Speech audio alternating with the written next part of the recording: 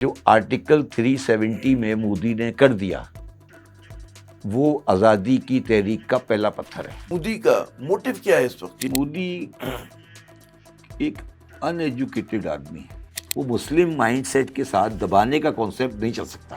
یہ پہلگام کا واقعہ نہ یہ پاکستان کے ایجنسیوں کا کام ہے، نہ یہ پاکستان کے کسی گروپ کا کام ہے، یہ لوکل انڈینس کا کام ہے۔ بہت سارے لوگ یہ کہتے ہیں کہ ہندوتوا جو ہے اس کا فلسفہ خود ایک دہشت گردی اور انتہا پسندی اور تنگ نظری کا فلسفہ ہے۔ نالائکی ہے۔ کس کی؟ یہ انڈیا کی، یہ ان کو سب کی نا، میں وہی عرض کر رہا ہوں نا، میں آپ کو کہنے کی کوشش کر رہا ہوں، یہ ان کی نالائکی ہے، یہ مودی کی نالائکی ہے، جے شنکر کی نالائکی ہے۔ میں پھر آپ کو کہہ رہا ہوں، ہندوازم واحد مذہب ہے جو اپنے علاقے سے باہر نہیں ہے۔ جبر زیدی صاحب کو جو ہے آپ صرف کہتے ہیں نا ٹیکس تک، اکاؤنٹنگ تک اور معیشت کی دنیا تک محدود نہیں کر سکتے۔ بڑے کثیر المطالعہ شخصیت ہیں، تاریخ پہ، سماجیات کے اوپر، سیاسیات پہ بڑی گہری نظر رکھتے ہیں، اور صرف گہری نظر ہی نہیں رکھتے بلکہ اس پہ سوچتے بھی ہیں اور پھر لکھتے بھی ہیں۔ تو آج ان سے ہم کئی موضوعات پہ، اہم ترین موضوعات پہ بات کریں گے، جس میں یقیناً پاک بھارت کشیدگی ایک بالکل ہمارے سامنے کی بات ہے جو پہلگام واقعے کے بعد ہوئی۔ کچھ تذکرہ اس بات کا بھی ہوگا کہ جی ٹرمپ صاحب نے جو ٹریڈ وار شروع کی ہوئی ہے وہ کس جانب جاری ہے، اس کے دنیا پہ کیا اثر پڑے گا، اور سب سے بڑا سوال جو ہم سب کے لیے ہے کہ جی پاکستان کی معیشت اور سیاست جو ہے اس کی جو ہے سمت جو ہے وہ درست ہو گئی ہے، جب تک ہم ویرانوں میں کہتے ہیں نا گھوم پھر رہے ہیں۔ جبر بھائی بہت شکریہ اپنا قیمتی وقت دینے کا۔ مجھے پتہ ہے بہت سارے پاکستانیوں کی صنعت کی ادھر بھی اور بہت سارے ہندوستانیوں کی بھی خواہش ہے کہ ہم دو اچھے پڑوسیوں کی طرح یہ دونوں ممالک رہ رہے ہوں، لیکن ہم دیکھتے ہیں کہ پہلگام واقعے کے بعد پھر وہ کچھ ہو رہا ہے کہ جو کوئی بھی سمجھدار آدمی جو ہے تصور نہیں کر سکتا کہ نیوکلیئر ریاستیں جو ہیں اس طرح سے وہ بیہیو کری ہوں، اور ہم دیکھتے ہیں کہ اس مرتبہ جو ہے ذمہ داری ہے پرووک کرنے کی اور ایک ارسپانسبل ایکٹ کرنے کی، وہ بھارت کی جاتی ہے۔ کیا آپ کے اس کے اوپر وچار ہیں؟ بسم اللہ الرحمن الرحیم۔ دیکھیے، دو تین چیزوں کو میں آپ کو تھوڑا سا اس کو ایکسپلین کرتا ہوں۔ جناب دیکھیں، پہلی بات تو یہ ہے کہ میں ایک پاکستانی ہوں، اور پاکستانی کے ساتھ ایک مسلمان بھی ہوں، اور ایک ہماری تاریخ اور ہمارا ایک بیک گراؤنڈ ہے، ہمارا مینس پاکستانیز کا یا مسلمانوں کا ایک بیک گراؤنڈ ہے۔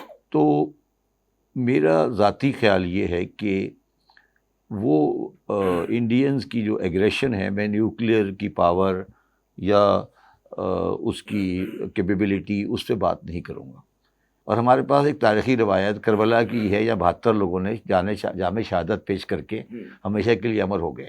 تو یہ مودی کی غلط فہمی ہے، اس کو سمجھ، تاریخ کا پورا ادراک نہیں ہے، اس کو یہ بات سمجھ نہیں آ رہی کہ یہ کیا ہے۔ اچھا، اب اس کو میں تھوڑا سا اور بیک گراؤنڈ دیتا ہوں۔ میں، آپ کو پتہ ہے کہ ایک بہت سا مشہور پوڈ کاسٹ میں بولتا رہا ہوں، اور وہ پوڈ کاسٹ کا 75% آڈینس انڈینس ہے، اور انڈینس مجھے نہایت پسند کرتے ہیں۔ اگر آپ میری پوڈ کاسٹ کی کمنٹس دیکھیں گے تو انڈینس کہتے ہیں کہ یار انڈیا پاکستان میں ایک سمجھدار آدمی ہے۔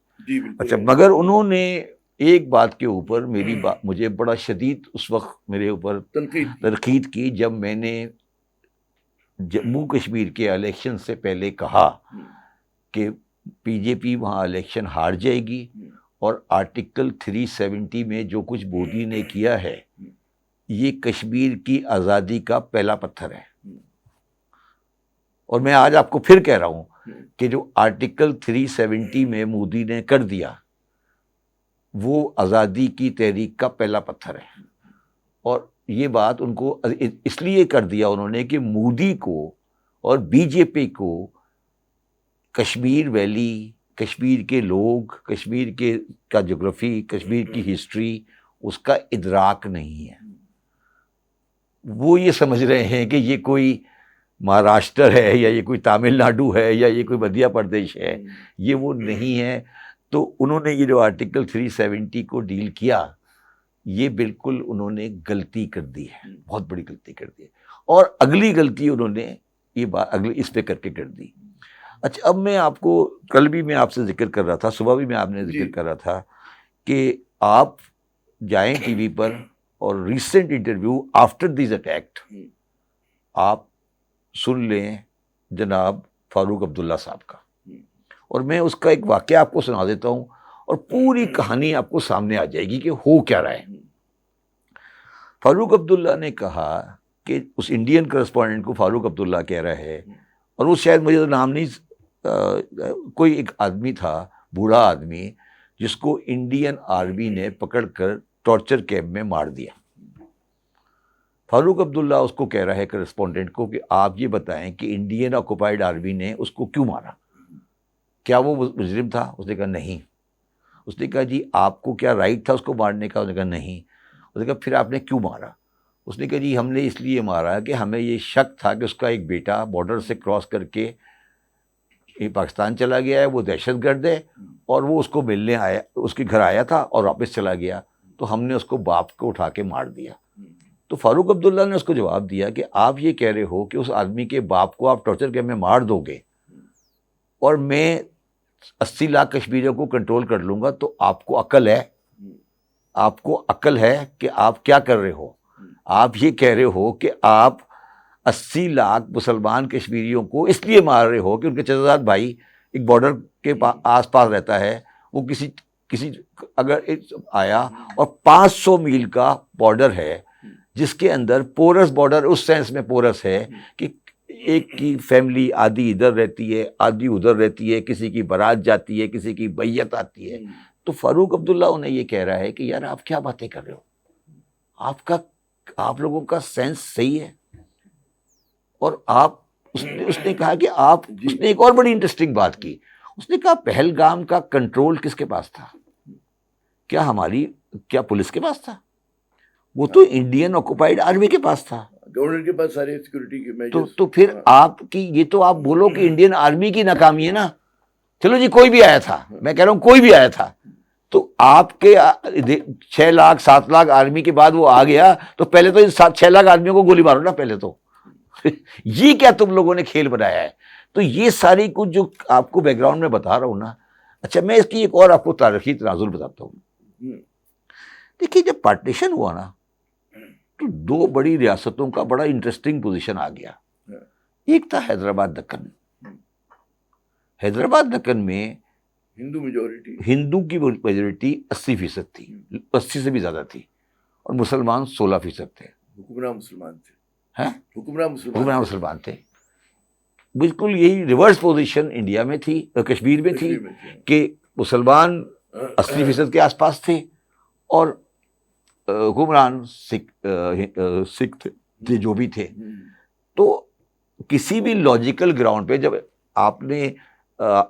ہم نے انڈائریکٹلی ایکسیپٹ کر لیا کہ ٹھیک ہے جو آندھرا پردیش یا حیدرآباد ہے وہ ان کا علاقہ ہے، ان کو رائٹ ہے، وہ عوام کو رائٹ ہے وہ فیصلہ کریں، اور وہ فیصلہ چل رہا ہے، تو یہ رائٹ اگر حیدرآباد دکن کے عوام کو مل سکتا ہے تو کشمیر کے عوام کو کیوں نہیں مل سکتا؟ یہ ایک بڑی سمپل سی لاجیکل بات ہے، ٹھیک ہے۔ اچھا اب 2 باتیں ہیں، یہ سب کچھ کیوں ہو رہا ہے؟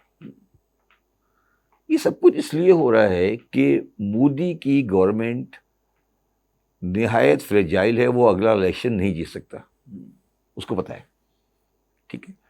اور آرٹیکل 370 کے ہٹنے کے بعد اب کبھی تاریخ میں کشمیر کی اسمبلی میں کوئی ایسی پارٹی جو انڈین سے ریلیٹڈ ہے وہ جیت نہیں سکتی۔ ختم ہو گئی کہانی، ان کی کہانی ختم ہو گئی۔ اب جو بھی آدمی یہ کہے گا کہ آرٹیکل 370 کو میں سپورٹ کرتا ہوں نا، 35A دونوں اس کو دونوں ختم کرتا ہوں، وہ اس کو اٹھا کے باہر پھینک دیں گے، وہ اس کو اٹھا کے باہر پھینک، اچھا وہ اس لیے نہیں کہ پھینک دیں گے کہ وہ پاکستان کے سگے ہیں، وہ اس کو اٹھا کے اس لیے پھینک دیں گے کہ ان کے گھر میں یہ رائٹ تھا کہ کوئی باہر والا پراپرٹی نہیں خرید سکتا تھا، یہ رائٹ ڈومیسائل نہیں ہو سکتا تھا، جو بھی تھا ان کا بیچاروں کو رائٹ تھا، جو بھی غلط صحیح تھا رائٹ تھا، سیمی اٹونومس۔ ہاں آپ نے ان کو 75 سال تک وہ رائٹ دیا، 70 سال تک رائٹ دیا، آپ نے ایک اسٹروک آف پین میں ہندو میجورٹی اسمبلی نے اس کو ایک اسٹروک آف پین میں ختم کر دیا، ان سے پوچھے بغیر۔ ان کی اسمبلی نے پاس کیا نہیں کیا نا؟ تو آپ کے خیال میں کیا اب کشمیر آکوپائڈ کشمیر میں کبھی کوئی چانس ہے کہ کوئی ایسی پارٹی الیکشن جیتے گی جو کہ دہلی سے لنک ہوگی؟ تو میں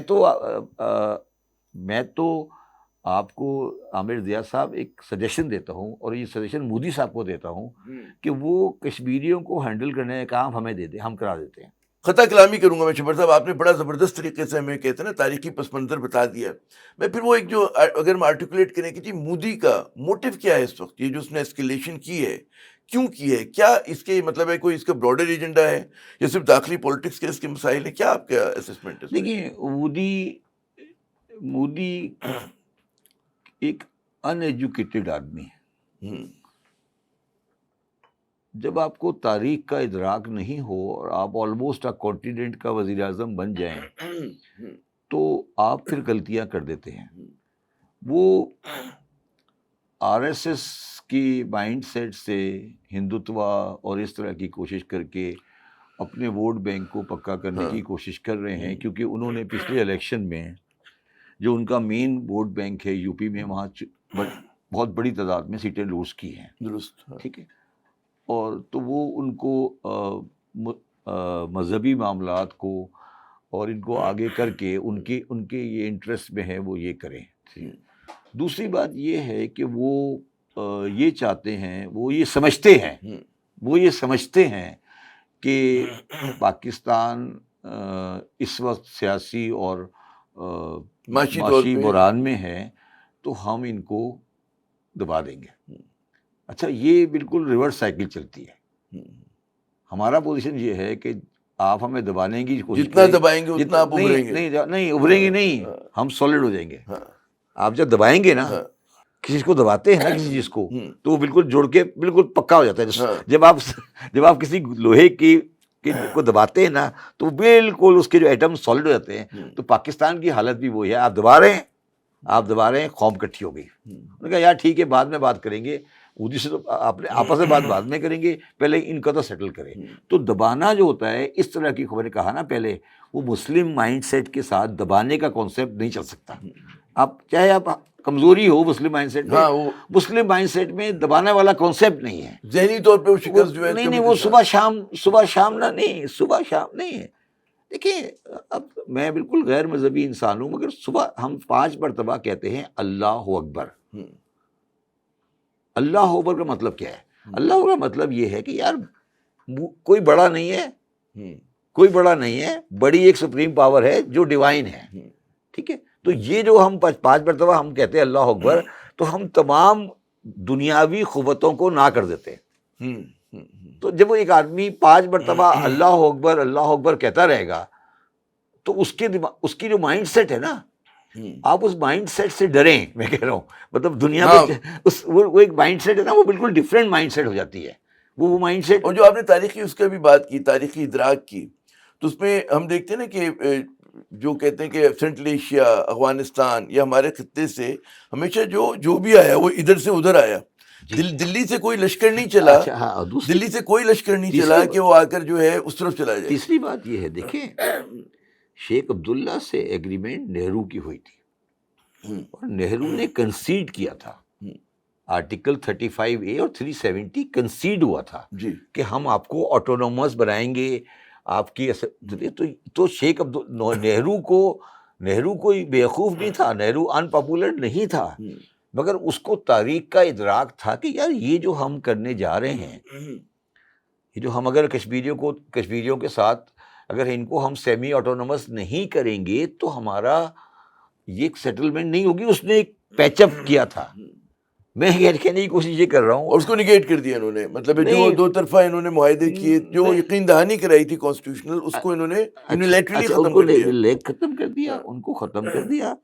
اور اچھا، اب جو تیسری بات ہے وہ یہ ہے کہ ایک بات ہمیں یہ بھی ادراک رکھنا چاہیے کہ جب یہ چیز ایسکلیٹ ہوگی، اگر کیس ایسکلیٹ ہوتی ہے ان کیس، تو 20 سے 25 کروڑ مسلمان انڈیا میں رہتا ہے. ٹھیک ہے. چلو جی پاکستانی مسلمانوں کو تو آپ کہتے ہیں کہ یہ سارے دہشت گرد ہیں. ٹھیک ہے. مگر کشمیر کے جو مسلمان ہیں، at the end of the day مصیبت تو ان کو ہی پڑے گی نا. تو کیا آپ اپنی آبادی کے 80 لاکھ آدمیوں کو مصیبت میں ڈالنا چاہتے ہیں؟ ان کو پرواہ ہے کیا؟ اس آبادی کی پرواہ ہے؟ نہیں، میں یہاں پہ تھوڑی بات ڈس ایگری کرتا ہوں. پرواہ کی بات نہیں ہے. پرواہ نہیں بھی ہونا، اگر آپ کو، میں کہتا ہوں پرواہ نہیں ہے، پھر بھی کوئی بھی عقل مند آدمی ہاں ایک بلا وجہ کا فرنٹ اس کو ایک اپنی 20 کروڑ کی پاپولیشن کو انائے نہیں کر نہیں سکتا. کرے گا. ٹھیک ہے, ایک حد تک کر سکتا ہے, ایک حد تک کر سکتا ہے, ایک حد تک کر سکتا ہے. اس کے بعد وہ ان کے لیے مصیبت بن جائے گی. تو میرا تو ذاتی خیال یہ ہے, اس پوری سچویشن کے بعد میں بالکل, آپ میرے خیالات طالبان کے بارے میں, میرے خیالات مذہبی جماعتوں کے بارے میں سن چکے ہیں, سنتے رہتے ہیں. انتہا پسندی کے حوالے سے آپ کے بالکل میرا کلیئر کٹ ہے. میں ان کو بالکل طالبان کو شدید میں نفرت کرتا ہوں. میں حافظ سعید کو نفرت کرتا ہوں, میں مولانا اظہر کے ساتھ میرا بدل ہے. میں مگر یہ بلیو کرتا ہوں, میرا ذاتی بلیو ہے, میری ذاتی کیلکولیشن ہے کہ یہ پہلگام کا واقعہ نہ یہ پاکستان کے ایجنسیوں کا کام ہے, نہ یہ پاکستان کے کسی گروپ کا کام ہے. یہ لوکل انڈینس کا کام ہے, لوکل انڈینس کا کام ہے, یا یہ کسی آرگنائزیشن جو کشمیر میں جہاد کر رہی ہے یا لڑائی کر رہی ہے, یا فالس فلیگ بھی ہو سکتا ہے, یا فالس فلیگ بھی ہو سکتا ہے. یہ اس کا کوئی یہ بات ان کو بھی پتہ ہے. یہ بات اچھا, یہ ایک دیکھیں جو بھارت کا ایک نیریٹو بنتا رہتا ہے ہر وقت کہ دہشت گردی کے حوالے سے پاکستان کو دہشت گرد ثابت کرنے کے لیے بہت سارے لوگ یہ کہتے ہیں کہ ہندوتوا جو ہے اس کا فلسفہ خود ایک دہشت گردی اور انتہا پسندی اور تنگ نظری کا فلسفہ ہے, اور وہ صرف جو ہے پاکستان کے لیے خطرہ نہیں ہے, خطے کے امن کے لیے خطرہ نہیں ہے, لیکن آگے چل کر عالمی امن کے لیے خطرہ ہے, کیونکہ اس میں بھی اتنا ہی عدم برداشت ہے. کیونکہ ہم کہنا انتہا پسندی چاہے کرسچنز میں ہو, چاہے مسلمانوں میں ہو, چاہے ہندوؤں میں ہو, وہ ایک ایسی چیز ہوتی ہے نا, اور پھر انتہا پسندی آپ کو لیڈ کرتی ہے دہشت گردی کی طرف, یا مطلب ایسے رویے کی طرف کہ جو دوسروں کو دباتا ہے, مارتا ہے. کیا کہیں گے ہندوتوا کتنا بڑا خطرہ ہے؟ دیکھیں ایک چیز عامر صاحب آپ لوگ ریئلائز نہیں کر رہے. آپ نے کہا نا کہ انڈیا کو کوئی پرواہ نہیں ہے اپنی مائنورٹی, مسلمان مائنورٹی کی. آپ نے کہا نا, آپ نے یہ بات کر دی. میں آپ کی بات سے ڈس ایگری کرتا ہوں. اچھا. اور میں پاکستان کے ٹرائنگل کو پاکستان کو درمیان کے ٹرائنگل سے نکال دے. سپوز کریں پاکستان کو نکال دے درمیان کے ٹرائنگل سے. انڈیا کے نہایت اچھے تعلقات ہیں اس وقت, نہایت اچھے یا کم از کم تجارتی تعلقات ہیں ایران کے ساتھ, سعودی عرب کے ساتھ, یو اے کے ساتھ, قطر کے ساتھ. کیوں ہیں پتہ ہے آپ کو؟ وہ اس لیے ہے کہ انڈیا اپنے انرجی کا تقریباً 45% جو ان ممالک سے لیتا ہے. آپ مجھے یہ بتائیں, اگر انڈیا اپنے مائنورٹی کو مسلمان مائنورٹی کے ساتھ زیادتی کرتا ہے, پاکستان کو سپوز کریں ہم تو الگ ہو گئے نا, تو کیا ایران ایکسیپٹ کر لے گا؟ کیا سعودی عرب ایکسیپٹ کر لے گا؟ ایک جو مجھے لگتا ہے نہیں, آپ لوگ اس ٹرائنگل کو آپ اس ٹرائنگل کو نہیں سمجھے. بھارت جو ہے ڈپلیسٹی کی اس کی پالیسی ہے. نہیں سر, یہ نالائکی ہے. کس کی؟ یہ انڈیا کی. یہ ان کو سب دیکھیے نا, میں وہی عرض کر رہا ہوں نا, میں آپ کو کہنے کی کوشش کر رہا ہوں, یہ ان کی نالائکی ہے, یہ مودی کی نالائکی ہے, جے شنکر کی نالائکی ہے. میں پھر آپ کو کہہ رہا ہوں, جے شنکر ساؤتھ انڈیا کا, اس کو وہ ادراک نہیں ہے کہ دہلی کے اس طرف کیا ہے. وہ دہلی کے اس طرف دیکھتا ہے, اس کو دہلی کے اس طرف کا نہیں پتا, دہلی کے اس طرف کا مجھے پتا ہے. جے شنکر دہلی میں آؤٹ سائڈر ہے, میں دہلی میں آؤٹ سائڈر نہیں ہوں. میری بات سمجھیں. جب یہ پارٹیشن ہو رہا تھا نا, آپ کو پتا ہے گوری نے کیا کہا تھا؟ گوری کا پوائنٹ آف ویو کیا تھا؟ انہوں نے کہا تھا کہ جو مڈل ایسٹ کا وہ آئل ہے یہ مسلمس کے پاس ہے, اور ہمیں مسلم اسٹیٹ بنانے پر ہم کو سپورٹ کرنا چاہیے. کیا انڈیا یہ ریئلائز کر رہا ہے کہ یہ پاکستان تو ایک ان کی ڈیفینس لائن ہے, یہ تو آگے سارا مسلمان جا رہا ہے ٹل یورپ. یہ کس دنیا میں بیٹھے ہیں؟ مطلب وہ یہ سمجھ رہے ہیں, وہ تاریخ ان لوگوں کی, ہاں وہ یہ سمجھ, وہ یہ افغانیوں کی, ایرانیوں کی, وہ یہ نہیں. چلو میں افغانی تاریخ سے, دیکھیے آل ڈیو رسپیکٹ, میرا اس پہ ڈفرینٹ ویو ہے. کیا وہ یہ ریئلائز نہیں کر رہے کہ انڈیا کی اکنامی کی بنیاد مڈل ایسٹ کا آئل ہے؟ چلو پاکستانیوں کو چھوڑ دو, اگر وہ اپنی 20 کروڑ آبادی کو انائے کریں گے, ناراض کریں گے, ان پہ بم ماریں گے, ان کے ساتھ فرقہ وارانہ فساد کریں گے, کیا وہ اگلی حج پہ جا کر نہیں بتائیں گے ماسٹرس کو سعودی عرب میں کہ سر ہمارے ساتھ کیا ہو رہا ہے؟ تو یہ میں پھر آپ کو ایک بات کہہ رہا ہوں نا جی, ایک بات یاد رکھیے گا, ہندوازم واحد مذہب ہے جو اپنے علاقے سے باہر نہیں ہے، صرف اپنے علاقے میں ہے، ٹھیک ہے. اور جتنے بھی جو غلطی جو مودی کر رہا ہے وہ یہ سمجھتا ہے کہ جو مسلمان بیٹھا ہے انڈیا میں یہ تنہا ہے. نہیں تنہا نہیں، یہ انڈین نہیں ہے. وہ انڈین ہے کیونکہ وہ کنورٹڈ مسلم ہے. سر آپ یہ ریلائز نہیں کر رہے نا.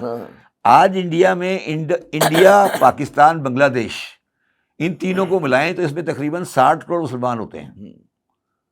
تقریباً 60 کروڑ مسلمان ہیں. 60 کروڑ میں سے کم از کم 50 کروڑ مسلمان وہ ہیں جو ہندو سے کنورٹ ہو کے مسلم بنے. وہ یہاں 5000 سال سے رہ رہے ہیں. وہ انویڈروں کی اولاد نہیں ہے، وہ سید نہیں ہے.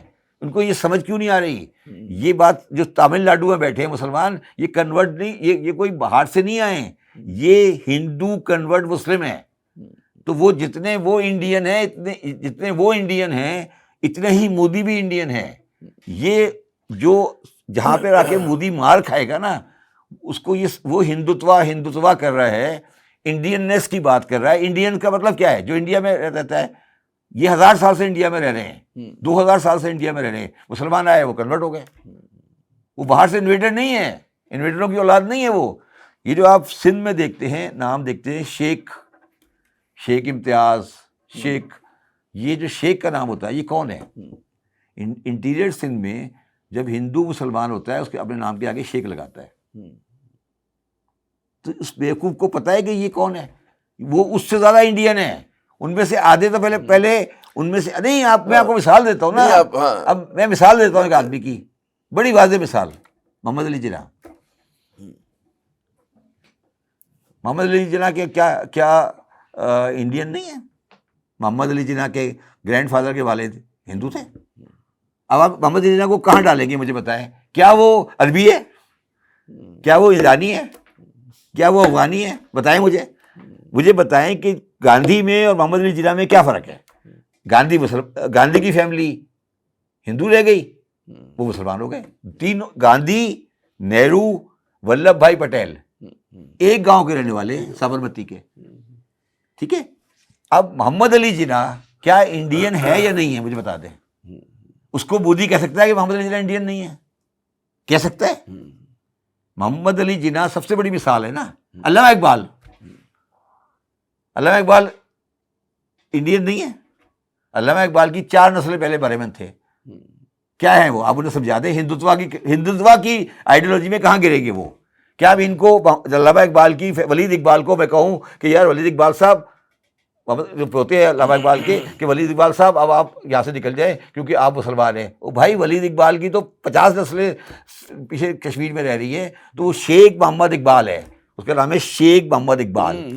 یہ تو بڑا آپ نے ایک بڑا کہتے ہیں مزے کا زاویہ آپ نے بتایا. میں چاہوں گا اس موضوع کو ہم ریپ اپ کریں کیونکہ اور بھی بہت ساری چیزیں آپ سے ڈسکس کرنی ہے. آخری سوال، آپ کو لگتا ہے کہ ان دونوں ریاستیں جو ایک دوسرے کے آمنے سامنے آ کے کھڑی ہو گئی ہیں، ان کے پاس اس کشیدگی کو ختم کرنے کا کوئی ایگزٹ پلان ہے؟ نہیں، میرا دیکھیے پھر وہ آپ کی بات ہے. کشیدگی کو ختم کرنے کا رستہ ہی اس کو بڑھانا ہوتا ہے. بڑھا کر آپ ریزالو کرتے ہیں. ہاں، ریزالو کر دیتے ہیں. ٹیبل پر آ گئے نا دونوں، اب ٹیبل پہ آ جائیں گے دونوں. تو یہ راستہ جائے گا مذاکرات کی طرف؟ مذاکرات کی طرف نہیں، سیٹلمنٹ پہ جائے گا. یہ راستہ سیٹلمنٹ پہ جائے گا، مذاکرات پہ نہیں جائے گا. یہ اس کا فیصلہ ہوگا. اس کا فیصلہ. تو آپ کو میدان میں جو زیادہ غالب ہوگا وہی اپنے حق میں، میدان میں جو غالب ہوگا. غالب نہیں، یہاں یہ نہیں ہوگا. دیکھیے یہاں پہ آپ کا مسلم خون بول رہا ہے. غالب آج کے زمانے میں کوئی غالب نہیں ہوگا. یہ نہیں کہہ سکتے کہ وہ جیت گئے، میں ہار گیا، وہ جیت گیا. آج کے زمانے میں کوئی ون ون سچویشن کیسے ہوگی بھائی؟ نہیں، ہمیں نہیں پتہ. ہمیں کوئی شوق نہیں ہے کہ کتنے ان کے جہاز انہوں نے گرایا، کتنے میں نے گرایا. مجھے اس کا کوئی کنسرن نہیں ہے. میرا یہ کہنا ہے کہ ہم دونوں لیبر ہیں، ہمیں ساتھ رہنا ہے. ٹھیک ہے. پہلے یہ آپ ایکسیپٹ کر لو کہ محمد علی جناح اور شیخ محمد اقبال انڈین تھے، اور اپنی ہندوتوا کی تھیوری کو پیک کرو اور سائڈ پہ رکھ دو. اور یہ ایکسیپٹ کرو کہ پاکستان ایک حقیقت ہے, اس کی ایک سوورنٹی ہے, اور وہ ہمیشہ رہے گی. پہلے ہی دماغ میں یہ بات سوچ لو. یہ نہیں دماغ میں رکھو کہ میں ان 40 کروڑ مسلمانوں کو شدی بنا دوں گا. یہ دماغ سے سیکنڈ تھرڈ کلاس. ہاں, ایک دفعہ یہ نکال دو دماغ سے, ایک دفعہ یہ دماغ سے نکل گیا نا ان کے, صحیح ہو جائیں گے. یہ کوئی مسئلہ نہیں ہے, کوئی مسئلہ نہیں ہے. ایک دفعہ ان کے دماغ سے یہ بات نکل گئی. اچھا, میں نے آپ کے پروگرام میں پہلے کہا تھا, ان کے دماغ سے یہ کیوں نہیں نکلتا؟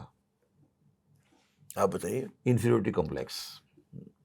1000 سال کا ان کے احساس کم. 1000 سال کی حکومت, 1000 سال کی محکومیت کی انفیریورٹی کمپلیکس نے آپ کو اس جگہ لا کے کھڑا کر دیا ہے.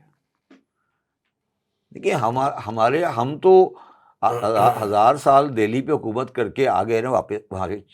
تو اب ہمارا تو لالو کھیت والا بھی اپنے آپ کو نواب کہتا ہے. ہاں, زوم تو وہی ہے ان کا, زوم وہی ہے, ٹھیک ہے نا. بے شک دکان پکڑوں کی ہے, دکان پکڑوں, ٹھیک ہے, مزاج شہاد ہیں, ٹھیک ہے نا. تو وہ بیچارے 800 سال 800 ایئرس تک دہلی میں کسی مائی کے لال کی ضرورت نہیں ہوئی. 800 سال 800 سال بہت بڑا عرصہ ہوتا ہے. کوئی مائی کا لال داخل نہیں ہو سکا. لال قلعے پہ آ کے تقریر کرتے ہو آپ, سامنے جامع مسجد ہے.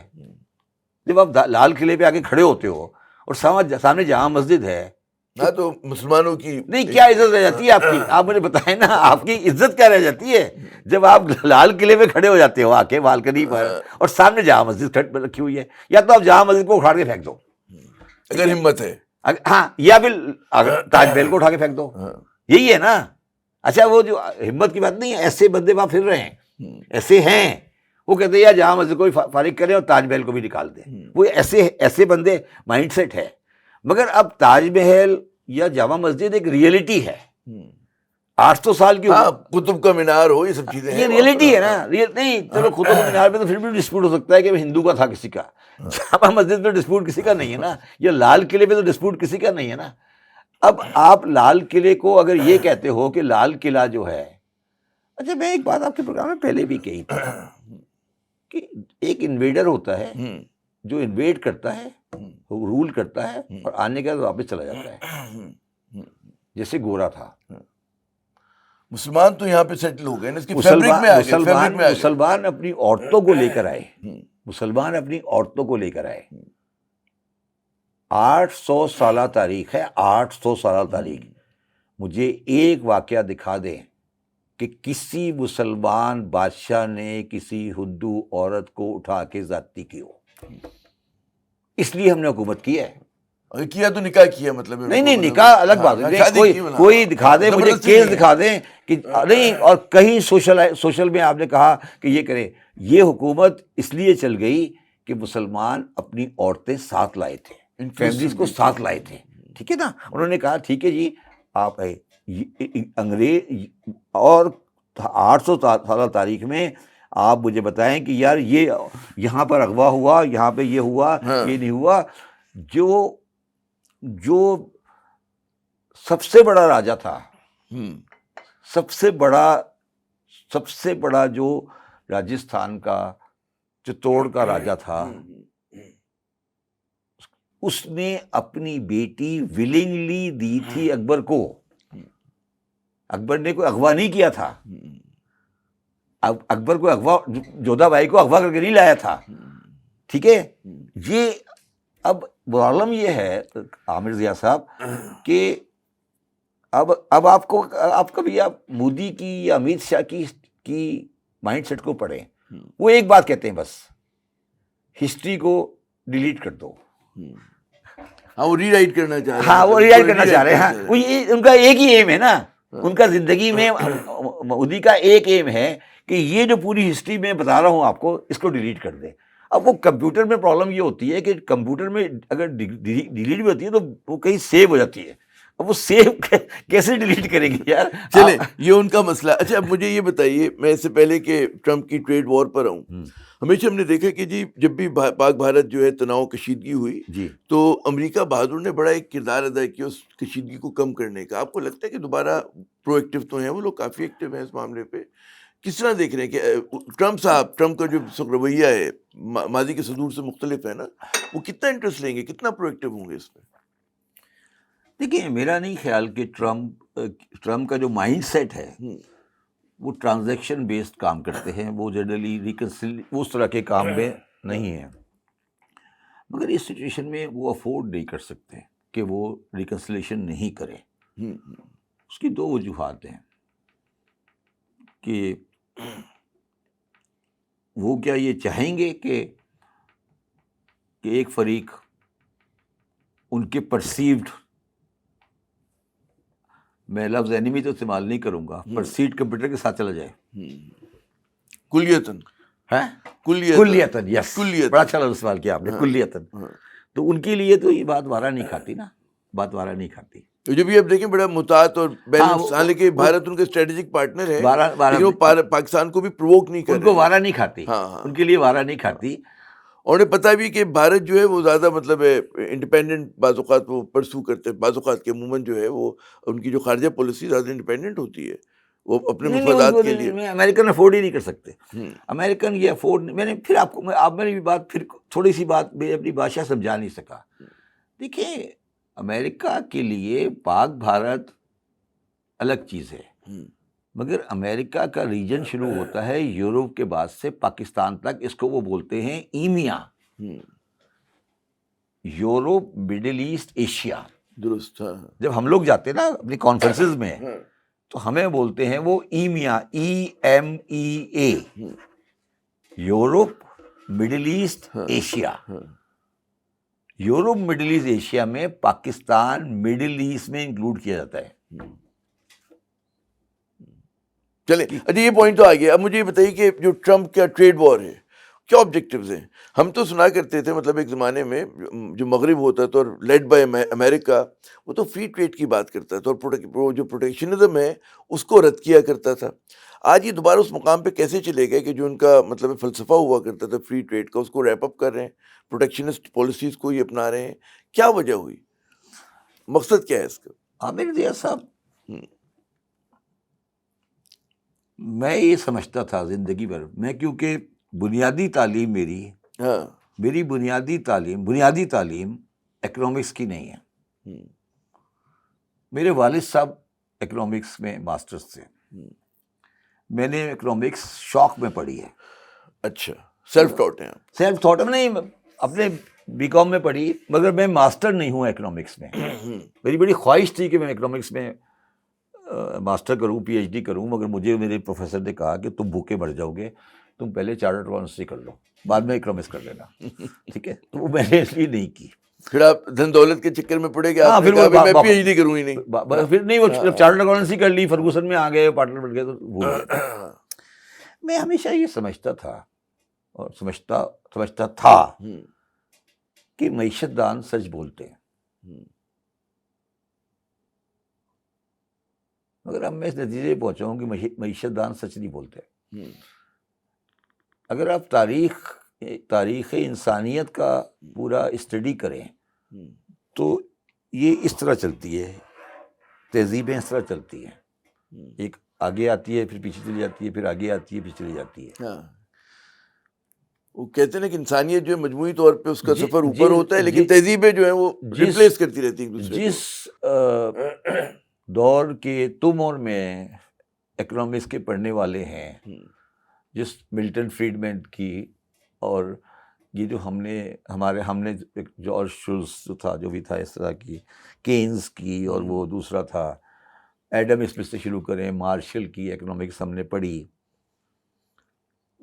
تو ہمیں یہ بتایا گیا کہ بھائی کہ یہ کمیونزم یا کنٹرول اکنامی غلط چیز ہے, سب کو برابر ہونا چاہیے, سب کا یہ فلیٹ ورلڈ ہے. ٹھیک ہے نا, فلیٹ ورلڈ ہے, the world is flat,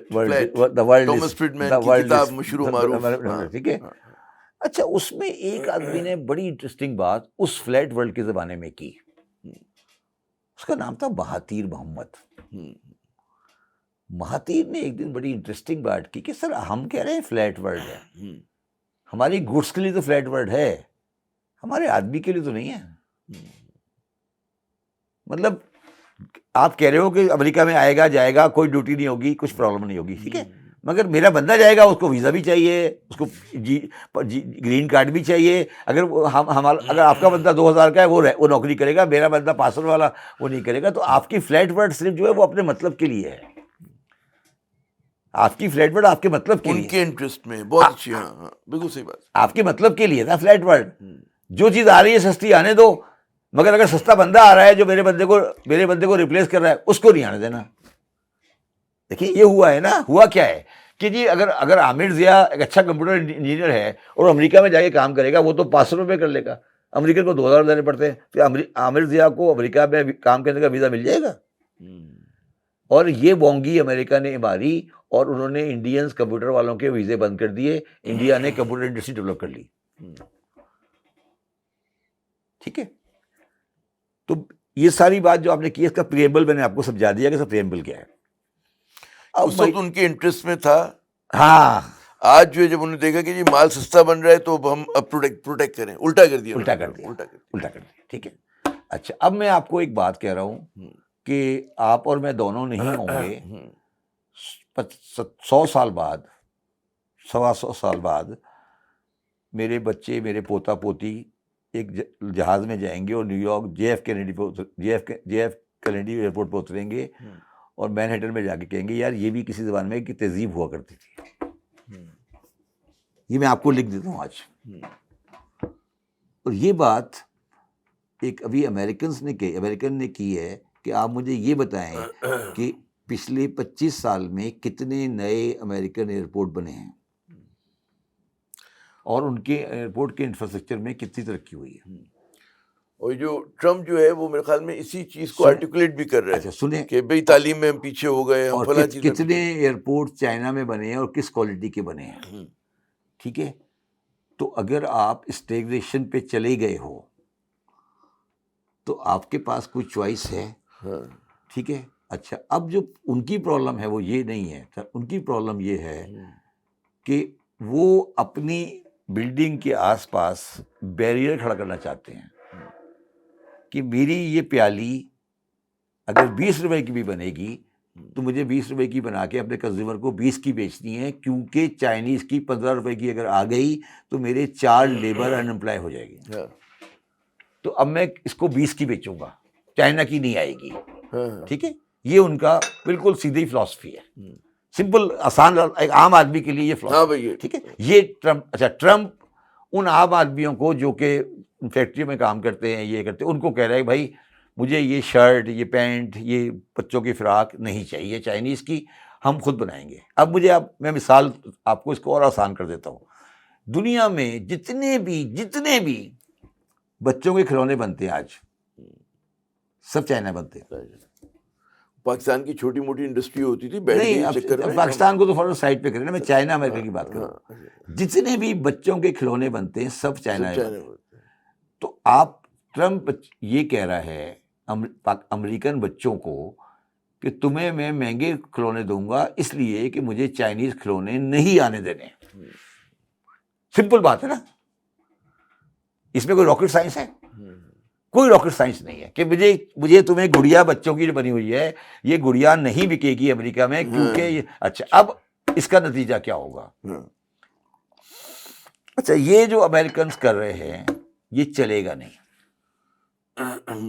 یہ پلانٹ ریلوکیٹ ہوں گے۔ اب میری بات سنیں، پلانٹ ریلوکیٹ کا مطلب کیا ہے؟ یہ پلانٹ اٹھ کے جائیں گے انڈیا، یہ پلانٹ اٹھ کے جائیں گے ملیشیا، اور وہ چائنیز اونرشپ ہوگی، اور at the end of the day وہ گڑیا کسی نہ کسی طرح امریکہ پہنچ جائے گی۔ مطلب وہ جو بیریئر آپ لگانا چاہتے ہیں نا، ٹرمپ لگانا چاہتا ہے وہ بیریئر، وہ افیکٹولی لگیں گے نہیں، کہانی میں رہیں گے صرف۔ آپ کہیں نہ کہیں سے وہ چیز پہنچ جائے گی، ٹھیک ہے۔ اچھا یہ اب اس کے بعد جو ہارورڈ، اسٹینفورڈ، پرنسٹن، کولمبیا کی کتابیں ساری جو فری ڈیٹ پہ لکھی گئی تھیں اور فلیٹ ریٹ پہ لکھی گئی تھی، ہاں وہ تو پورا آپ نے ان کے بارے میں کیا حکم ہے؟ اب ان کے بارے میں کیا حکم ہے؟ اب اس کا کیا کرنا ہے؟ کیا کرنا ہے اس کا؟ World is in a flux. نہیں ورلڈ فلکس میں نہیں ہے. ہمیں یہ اندازہ پہلے سے تھا. اگر آپ میری پرانی چیز دیکھیں، ہمیں یہ بات پوری طرح اندازہ تھا، اس بات کا پوری طرح اندازہ تھا کہ یہ اس طرف بات جا رہی ہے. ٹھیک ہے، اس طرف بات جا رہی ہے. ہم ایک اور چیز کو آپ پتہ نہیں غور کر رہے ہیں نہیں کر رہے، آپ لوگ پتہ نہیں اس کو کتنا غور کرتے ہیں.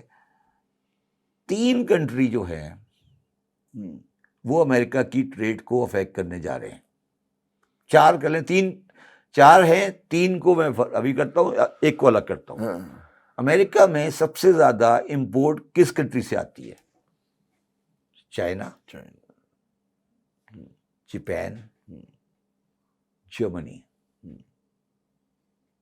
ٹھیک ہے، ایگریڈ. سیکنڈ ورلڈ وار میں کس سے لڑائی ہو رہی تھی امریکن اور گوروں کی؟ جاپان اور جرمنی سے.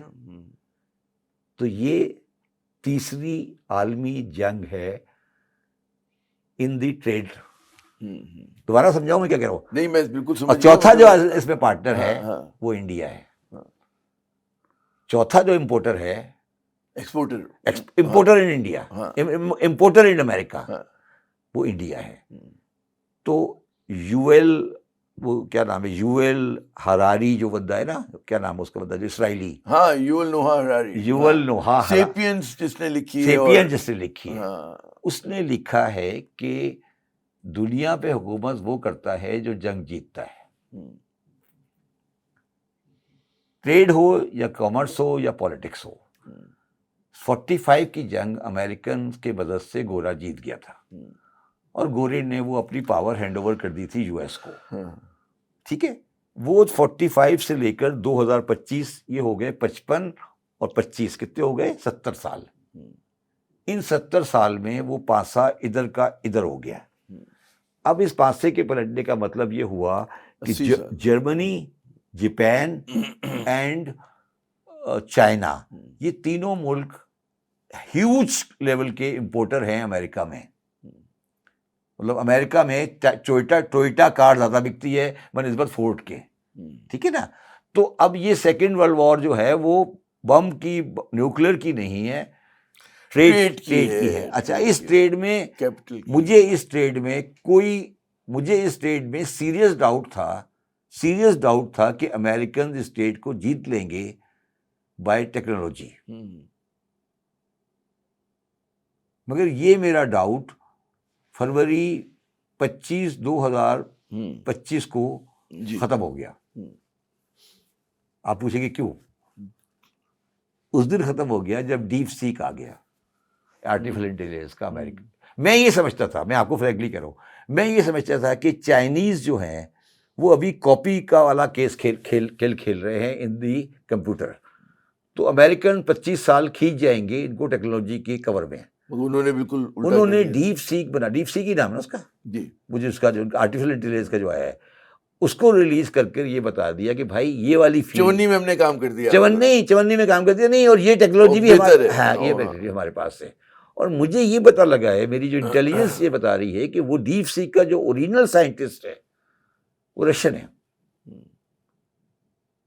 وہ رشین کے جو کمیونسٹ رجیم کے اندر کچھ سائنٹسٹ ڈیولپ ہوئے تھے، انہوں نے اس کو ڈیولپ کیا ہے. تو یہ جو کھیل ہے نا اپنا، it is a long game Aamir Zia, یہ کھیل مک گئی ہے. اچھا، اب امریکہ میں کون پیسے پھینکے گا جو ان کی اکنامی کو چلائے گا؟ کس کے پاس کیپٹل ہے؟ ہمارے جیسے بیوقوف، مڈل ایسٹ کے بادشاہ، قطر کے بادشاہ، وہ ان سے اسلحہ لیتے رہیں گے، وہ ان سے ایئر کرافٹ گن لیتے رہیں گے. اس کو استعمال کرنے کی اجازت نہیں ہوگی، اس کے استعمال کرنے کی اجازت نہیں ہوگی. وہ ان سے بڑے بڑے ایسے شہر بنواتے رہیں گے، بڑے بڑے شہر بنتے رہیں گے جہاں رہنے کے لیے کوئی نہیں ہوگا. ٹھیک ہے، اس کے اوپر وہ کہانی چلتی رہے گی. another 10-20 years, ہاں 30 20 years, 25 سال نکال دیں گے وہ، کیونکہ ان کے پاس کیش ہے. اس کے بعد دیکھتے ہیں. اچھا میں ہاں. چاہوں گا ایک اور موضوع پہ، کیونکہ مجھے پتا ہے آپ کا وقت بڑا قیمتی ہے، اپنے پاکستان کے دکھوں پہ آ جاتے ہیں. اچھا اس سے پہلے کہ معیشت پہ جنرل اس پہ بات کروں، میں دیکھ رہا تھا کہ ایف بی آر کا شارٹ فال کافی تھا پہلے 10 ماہ کا، لیکن ذرا کیونکہ آپ تو چیئرمین رہ چکے ہیں ایف بی آر کے، ہم دیکھ رہے ہیں کہ بڑا جو ایف بی آر کے آفیشلز ہیں ان کو بڑا نوازا جا رہا ہے، ان کو ایکسٹرا جو ہے پرکس دیے جا رہی ہیں، تنخواہیں ان کو دی جا رہی ہیں. کہ کیا کنٹرڈکشن ہے؟ کارکردگی تو اتنی اچھی نہیں ہے. یار اس کی وجہ یہ ہے کہ ہمارے پریزیڈنٹ پرائم منسٹر ایک انرجیٹک اور تھوڑے سے جذباتی، میں نوجوان ہی کہوں گا، ہیں. ہاں نہیں، وہ شہباز صاحب تو خوش ہوں گے. میں شہباز صاحب کی بات کر رہا میں کہہ رہا ہوں. ہوں خوش ہوں گے آپ نے، نوجوانوں نے کہا. میں یہ کہہ رہا ہوں کہ ہمارے وزیر اعظم جو ہیں وہ بہت ہی جذباتی نوجوان ہیں. اچھا اب ایف بی آر والوں نے ایک دو انسٹانسز میں ان کے ساتھ ڈائریکٹ لائن فٹ کر لی. اچھا اب وہ جذبات میں اب انہوں نے کہا یار یہ عامر ضیاء اور یہ 4 بچے ہیں نا، یہ بڑے چیمپئن ہیں. اب اس ساری درمیان کی لائنیں مٹ گئی ہیں. اچھا آپ سمجھیے، براہ راست ہو گئے. وہ کیا ہوا؟ براہ راست ہو گئے. براہ راست ہو گئے. اچھا سامنے جذباتی نوجوان ہیں، وہ مسکراہٹ پہ جان دے دیں گے، پسند آ گیا، وہ مسکراہٹ پہ جان دے دیں گے. اب ہوا یہ کہ جب بینکوں کے ساتھ جو تھا نا یہ ونڈ فال ٹیکس، اس کی بڑی سی ڈیمانڈ پینڈنگ تھی. انہوں نے وزیر اعظم صاحب کو کہا کہ جی ہم آپ کو، آپ ہمارے پیچھے کھڑے ہو جائیں، ہم آپ کو ریکوری کر دیتے ہیں. انہوں نے رات کے رات بڑی سی ریکوری کر دی. انہوں نے کہا یار یہ بندے ٹھیک ہے، بس ختم ہو گئی. یہ ہے کہانی، اس کے علاوہ کچھ نہیں ہے. وہ جو آپ کہہ رہے ہیں نا براہ راست بھی ہو گئے، اور ہمارا نوجوان جذباتی قسم کا وزیر اعظم ہے، اس نے کہا یار بندے یہ ٹھیک ہے. اچھا یہ بتائیے کہ ہماری معیشت کی سمت درست ہو گئی کہ ابھی تک ہم ویرانوں میں بھٹک رہے ہیں؟ دیکھیے میں کچھ چیزیں تو جو ہے میکرو اکانومی کے کچھ نمبرز تو اچھے جا رہے ہیں. سب چیزیں تھوڑی سی گڑبڑ ہو گئی ہے کہ ہمیں بالکل اوپن سپورٹ مل رہی ہے یو ایس سائڈ کی to for the economics correction, provided کہ دوسرے والے پلڑے سے ہم دور ہوں. ٹھیک ہے. اب مجھے یہ سمجھ نہیں آتی کہ بھارت نے جو کام کیا اس کے بعد تو یہی تو مجھے سمجھ نہیں آ رہی. یہاں پہ میرا ذہن بالکل پھنس گیا ہے آ کے کہ یہ جو پہلی بات ہم کر رہے تھے شروع میں، بالکل شروع میں ہم نے پہلی بات کی تھی، اس کے ساتھ آ کے یہ کوئی اس طرح نتھی ہو گئی یہ چیز. کہیں یہ تو نہیں ہے کہ ہمارے خلاف یہ سازش ہو گئی ہے؟ اب ہم تو واپس چلے جائیں گے نا، اور وہ پیچھے والے پیچھے ہٹ جائیں گے. یہ سوال ہے اس وقت. اب لیکن پاکستان کے لیے تو آئیڈیل کمبینیشن یہ ہوتا ہے جو ہمیشہ ہم نے کیا. عامر ضیاء صاحب میں اس بات کو سن لیں، میں کہہ رہا ہوں جو ہمیشہ ہم لوگوں نے کیا کہ امریکہ کو بھی عزیز رکھا، دل کے قریب رکھا، اور چینیوں کو بھی رکھا، اور ہم نے بڑا اچھا وہ ایک بیلنسنگ ایکٹ کرتے آئے ہم شروع سے اب تک. میں آپ کے بیلنسنگ ایکٹ سے مطمئن نہیں ہوں میری ذات کی طور، لیکن ہمیں محبت تو دونوں سے ہے نا. کیا کریں، مطلب اور ریاست جو ہے ہمیں چینی بہت اچھے لگتے ہیں. چینیوں نے کبھی بھی پاکستان کا کے ساتھ جو ہے وہ نہیں کیا.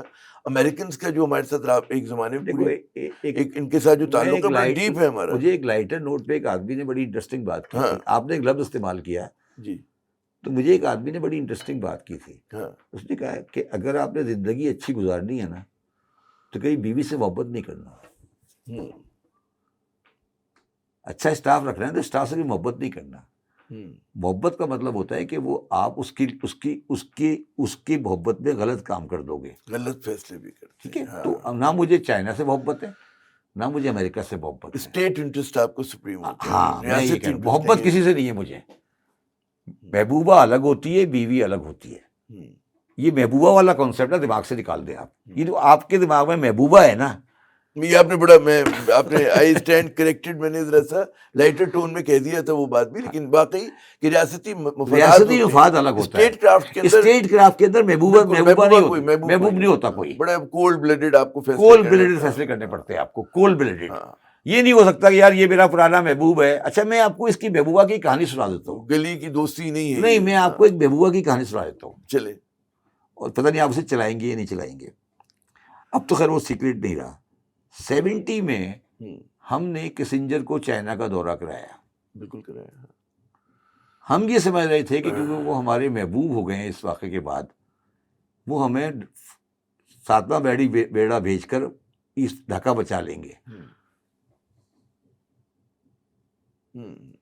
ہاں وہ اس ساتھ میں کہتے ہیں بحری بیڑے کا انتظار رہا. اس لیے انتظار رہا کہ میرا محبوب تھا نا، میں نے محبوب کے لیے قربانی دی تھی، میں نے اپنے محبوب کے لیے قربانی دی تھی. بڑا بیر سے ہم نے جہاز اڑایا تھا. نہیں بہت سارے کام کارنامے تو بڑے کیے تھے. کسنجر کو پہلی دفعہ چائنا کس نے بچایا تھا؟ پاکستان نے. ہم نے بچایا تھا نا.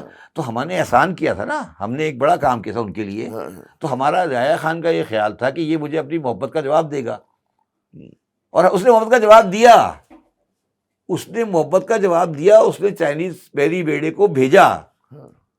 مگر رشیا نے کہا کہ اگر بحری بیڑے نے یہ لائن کراس کی تو پھر نیوکلر وار ہو جائے گی. تو وہ محبوب واپس چلا گیا، پھر ہمارا حصہ چلا گیا. تو میری آپ سے درخواست کر کے درخواست ہے کہ یہ محبوب والا قصہ چھوڑ دیں. نہیں تو میں نے بالکل چھوڑ دیا. اچھا اب آپ کو لگ رہا ہے کہ کوئی مطلب ہے، ایک تو چلے معیشت کی بات ہو گئی، جھلک آپ نے دکھا دی. آخری میرا آپ سے سوال کہ سیاست ہمارا ایک بہت بڑا مسئلہ ہے، معیشت مسئلہ ہے. سیاست میں آپ کو عدم استحکام ہے، سیٹل نہیں ہو رہی ہے.